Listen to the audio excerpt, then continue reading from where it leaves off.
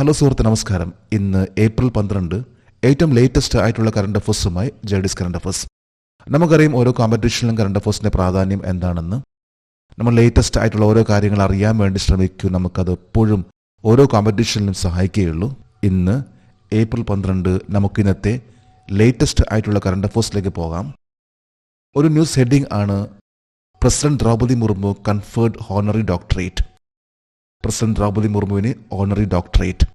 ഏറ്റവും ലേറ്റസ്റ്റ് ആയിട്ടുള്ള മിക്കവാറും എല്ലാ പത്രങ്ങളിലും വന്നിട്ടുള്ള ഒരു വാർത്തയാണ്, അതായത് പ്രസിഡന്റ് ദ്രൗപദി മുർമുവിന് ഹോണറി ഡോക്ടറേറ്റ് ലഭിച്ച കാര്യം. നമുക്ക് കറണ്ട് അഫേഴ്സിൻ്റെ ഡീറ്റെയിൽസിലേക്ക് പോകാം.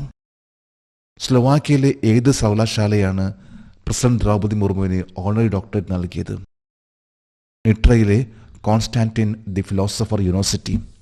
സ്ലൊവാക്യയിലെ ഒരു പ്രദേശമാണ് നിട്ര. വളരെ പഴക്കം ചെന്നിട്ടുള്ള ഒരു ടൗൺ ആണ്.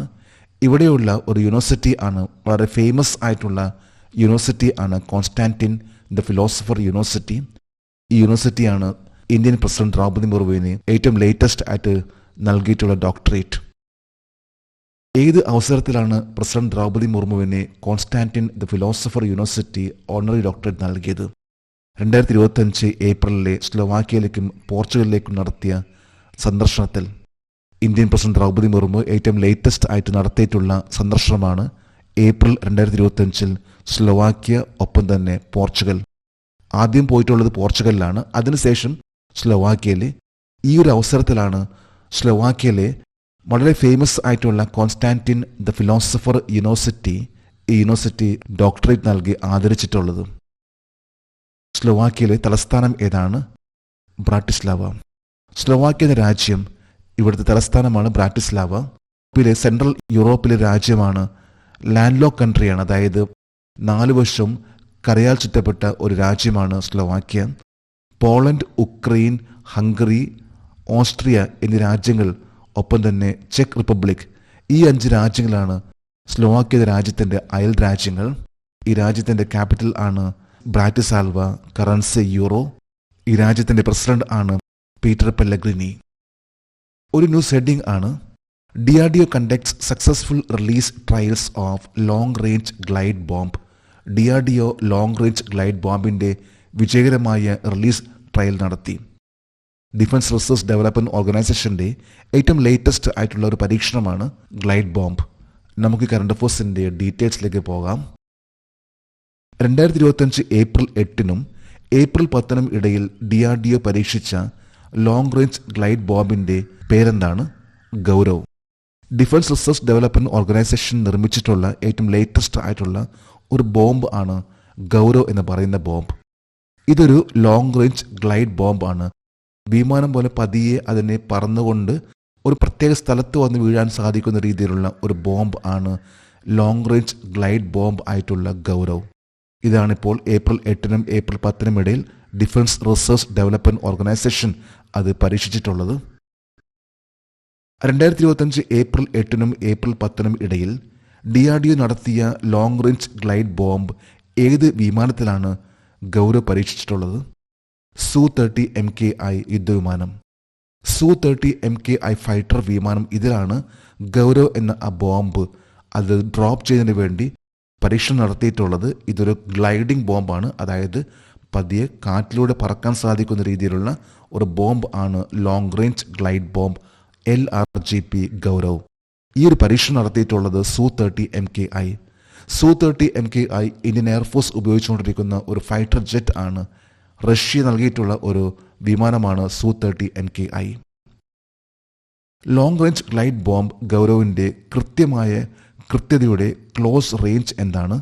100 കിലോമീറ്റർ. അതായത് ഇതിൻ്റെ റേഞ്ച് ഏത് മിസൈലിനും അതുപോലെ തന്നെ മിക്കവാറും എല്ലാ ഡിഫൻസിൻ്റെയും എല്ലാത്തിനും റേഞ്ച് ഉണ്ടാകാറുണ്ട്, അതായത് ദൂരപരിധി. ഇതിൻ്റെ ദൂരപരിധിയാണ് 100 കിലോമീറ്റർ. കൃത്യമായിട്ടുള്ള ആ ഒരു സ്പോട്ടിലേക്ക് വന്ന് വീഴാൻ സാധിക്കുന്ന രീതിയിലുള്ള, ഗ്ലൈഡ് ചെയ്തുകൊണ്ട് പോകാൻ സാധിക്കുന്ന രീതിയിലുള്ള ഒരു ബോംബ് ആണ്. അതിൻ്റെ റേഞ്ച് ആണ് 100 കിലോമീറ്റർ. ഈ ബോംബിൻ്റെ പേരാണ് Gaurav. Long range glide bomb ഗൗരവിൻ്റെ ഭാരം എത്രയാണ്? 1000 കിലോഗ്രാം. 1000 കിലോഗ്രാം വഹിച്ചിട്ടുള്ള ആ ഒരു ബോംബ്, ഇത് വഹിച്ചുകൊണ്ടാണ് Su-30 MKI എന്ന യുദ്ധവിമാനം പറന്നിട്ടുള്ളതും അതനുസരിച്ച് ഇതിനെ പരീക്ഷണം നടത്തിയിട്ടുള്ളതും. അടുത്തൊരു ന്യൂസ് ഹെഡിംഗ് ആണ്: winners of Waves 2025 theme music competition. Waves 2025 theme music മത്സരത്തിലെ വിജയികൾ.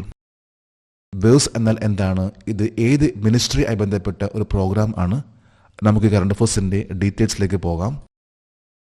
2025 ഏപ്രിൽ 11 അവാർഡ് പ്രഖ്യാപിച്ച 32 waves create in India challenge പരമ്പരയുമായി സഹകരിച്ച മന്ത്രാലയം ഏതാണ്? വാർത്താ വിതരണ പ്രക്ഷേപണ മന്ത്രാലയം. Ministry of information and broadcasting. Ministry of information and ബ്രോഡ്കാസ്റ്റിംഗിൻ്റെ ഒരു പ്രോഗ്രാം ആണ് 32 waves create in India challenge. ഈ ഒരു പ്രോഗ്രാമായി ബന്ധപ്പെട്ട് ഏറ്റവും ലേറ്റസ്റ്റ് ആയിട്ട് പ്രഖ്യാപിച്ച അവാർഡ് ഇതാണ്. ഈ ഒരു കറണ്ട് അഫയേഴ്സിലെ പ്രാധാന്യം. ആദ്യത്തെ world audio and video entertainment summit Waves 2025 2025 May 1 മുതൽ മെയ് 4 വരെ എവിടെയാണ് നടക്കാൻ പോകുന്നത്? മുംബൈയിലാണ് ആദ്യമായിട്ട് ഇന്ത്യ കണ്ടക്ട് ചെയ്യുന്ന വേഴ്സ് എന്ന ആ programme, world audio and video entertainment summit. ഇത് നടക്കാൻ പോകുന്നത് മെയ് 1 മുതൽ മെയ് 4 വരെ മുംബൈയിലാണ്. ഈ ഒരു പ്രോഗ്രാമായി ബന്ധപ്പെട്ട് ഉള്ള ഒരു അവാർഡാണ് പ്രഖ്യാപിച്ചിട്ടുള്ളത് ministry of information and broadcasting. World audio and video entertainment summit 2025 സംഘടിപ്പിച്ച കന്നി തീം മ്യൂസിക് മത്സരത്തിലെ വിജയി ആരാണ്? കുനാൽ കുണ്ടു ആൻഡ് അല്ലബ് സിദ്ധാർത്ഥ്, കൊൽക്കത്ത. ഏതാണ്ട് 600ഓളം പേർ അപേക്ഷിച്ചിട്ടുള്ള ഒരു അവാർഡ് ആയിരുന്നു world audio and video entertainment ഈ ഒരു അവാർഡ്. തീം മ്യൂസിക് കോമ്പറ്റീഷൻ എന്ന പേരിൽ നടത്തിയിട്ടുള്ള ഈ ഒരു അവാർഡ്, ഇതിലെ വിജയിയാണ് കൊൽക്കത്തയിലെ കുനാൽ കുണ്ടു ആൻഡ് അല്ലപ്പ സിദ്ധാർത്ഥ്. കൂടാതെ 6 റണ്ണേഴ്സപ്പിനും പ്രഖ്യാപിച്ചിട്ടുണ്ട്. മുംബൈയിലാണ് ministry of information and broadcasting നടത്താൻ പോകുന്ന വേഴ്സ് എന്ന് പറയുന്ന ഈ ഒരു പ്രോഗ്രാം. ഇത് മെയ് 1 മുതൽ 4 വരെ ആയിരിക്കുള്ളൂ. അടുത്തൊരു ന്യൂസ് ഹെഡിംഗ് ആണ് world first 3D printed train station in record time. Record സമയത്ത് ലോകത്തിലെ ആദ്യത്തെ 3D പ്രിന്റ് ട്രെയിൻ സ്റ്റേഷൻ. എവിടെയാണ് ലോകത്തിലെ ആദ്യത്തെ 3D പ്രിന്റഡ് റെയിൽവേ സ്റ്റേഷൻ പണിതിട്ടുള്ളത്? നമുക്ക് കറണ്ട് അഫയേഴ്സിന്റെ ഡീറ്റെയിൽസിലേക്ക് പോകാം. റെക്കോർഡ് സമയത്തിനുള്ളിൽ ആദ്യത്തെ 3D പ്രിന്റഡ് ട്രെയിൻ സ്റ്റേഷൻ അനാച്ഛാദനം ചെയ്ത രാജ്യം ഏതാണ്? ജപ്പാൻ. അതായത് ഷോർട്ടസ്റ്റ് ടൈമിനുള്ളിൽ ഒരു 3D പ്രിന്റഡ് റെയിൽവേ സ്റ്റേഷൻ നിർമ്മിച്ചിട്ടുള്ള രാജ്യം എന്ന് പറയുമ്പോൾ അത് ജപ്പാൻ ആണ്. ജപ്പാനിലെ ആദ്യത്തെ 3D പ്രിന്റഡ് സ്റ്റേഷൻ റെക്കോർഡ് സമയത്തിനുള്ളിൽ അനാച്ഛാദനം ചെയ്ത കമ്പനി ഏതാണ്? West Japan railway company, JR west. JR west എന്നറിയപ്പെടുന്ന വെസ്റ്റ് ജപ്പാൻ റെയിൽവേ കമ്പനിയാണ് ജപ്പാനിൽ ആദ്യത്തെ, അതായത് ഏറ്റവും ഷോർട്ടസ്റ്റ് ടൈം കൊണ്ട് ഒരു 3D പ്രിന്റഡ് സ്റ്റേഷൻ നിർമ്മിച്ചിട്ടുള്ളത്. ആദ്യത്തെ 3D പ്രിന്റ് ട്രെയിൻ സ്റ്റേഷൻ നിർമ്മിക്കാൻ വെസ്റ്റ് ജപ്പാൻ റെയിൽവേ കമ്പനി എത്ര മണിക്കൂർ എടുത്തു? 6 മണിക്കൂർ. ഒരു റെയിൽവേ സ്റ്റേഷൻ പണിയുന്നതിന് വേണ്ടി അത് 3D പ്രിന്റഡ് എന്ന രീതിയിൽ പണിതിട്ടുള്ള ഈ ഒരു സ്റ്റേഷന് എടുത്തിട്ടുള്ള സമയമാണ് 6 മണിക്കൂർ. ഇത് west Japan railway company JR west ആണ് ജപ്പാനിൽ ആദ്യമായിട്ട് ഇത്തരത്തിലുള്ള ലോകത്തിലെ ഏറ്റവും ഫാസ്റ്റസ്റ്റ് എന്ന രീതിയിലുള്ള ഒരു റെയിൽവേ സ്റ്റേഷൻ പണിതിട്ടുള്ളത്. വെസ്റ്റ് ജപ്പാൻ റെയിൽവേ കമ്പനി ജപ്പാനിൽ ആദ്യമായി 3D പ്രിന്റ് ചെയ്ത സ്റ്റേഷൻ ഏതാണ്? Hatsushima station. ജപ്പാനിൽ വളരെ പഴക്കം ചെന്നിട്ടുള്ള ഒരു റെയിൽവേ സ്റ്റേഷൻ ആണ് ഹാറ്റ്സുഷിമ റെയിൽവേ സ്റ്റേഷൻ. ഈ ഒരു സ്റ്റേഷന്റെ നിർമ്മാണമാണ് കേവലം 6 മണിക്കൂർ കൊണ്ട് നിർമ്മിച്ചിട്ടുള്ളത്.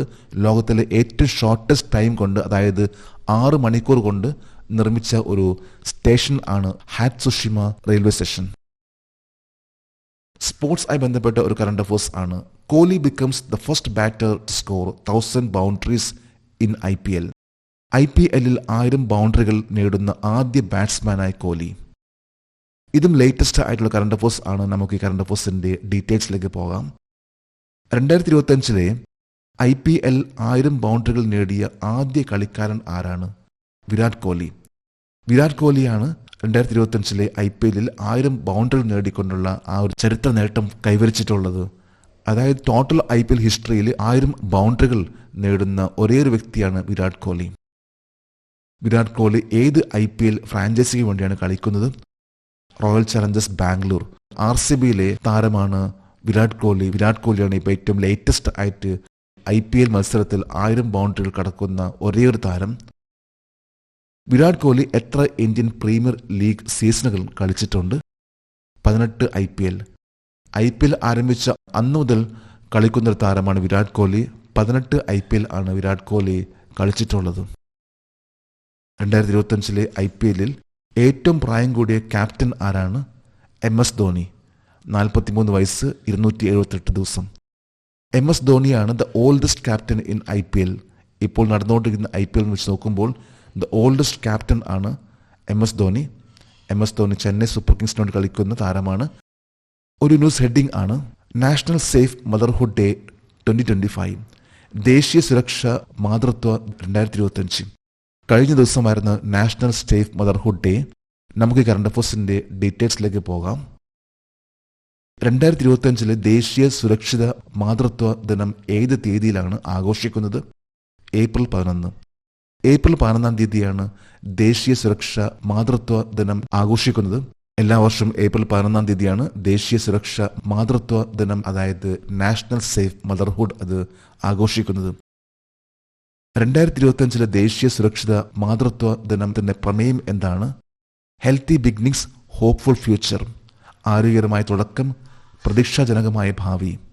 ഇതാണ് ഈ പ്രാവശ്യത്തെ തീം. എല്ലാ വർഷവും April 11 national safe motherhood day ആണ്. ഏപ്രിൽ 11 ആരുടെ ജന്മദിനമാണ് ദേശീയ സുരക്ഷിത മാതൃത്വ ദിനമായി ആചരിക്കുന്നത്? കസ്തൂർബ ഗാന്ധി. കസ്തൂർബ ഗാന്ധിയുടെ ജന്മദിനവുമായി ബന്ധപ്പെട്ടാണ് എല്ലാ വർഷവും നാഷണൽ സേഫ് മദർഹുഡ് ഡേ ആയിട്ട് ആചരിക്കുന്നത്. നമ്മളിന്നലെ ഏറ്റവും ലേറ്റസ്റ്റ് ആയിട്ടുള്ള 21 കറണ്ട് അഫയേഴ്സ് ആണ് ഇന്നിവിടെ അപ്ഡേറ്റ് ചെയ്തിട്ടുള്ളത്. ഓരോ പ്രാവശ്യം നമ്മൾ ഇതുപോലെ തന്നെ അപ്ഡേറ്റ് ചെയ്ത് പോവുകയാണെങ്കിൽ നമുക്ക് തീർച്ചയായിട്ടും വിജയിക്കാൻ സാധിക്കും. നമുക്ക് വീണ്ടും ഒരു പുതിയ കറണ്ട് അഫയേഴ്സുമായിട്ട് അടുത്ത ദിവസം കാണാം. Thank you very much.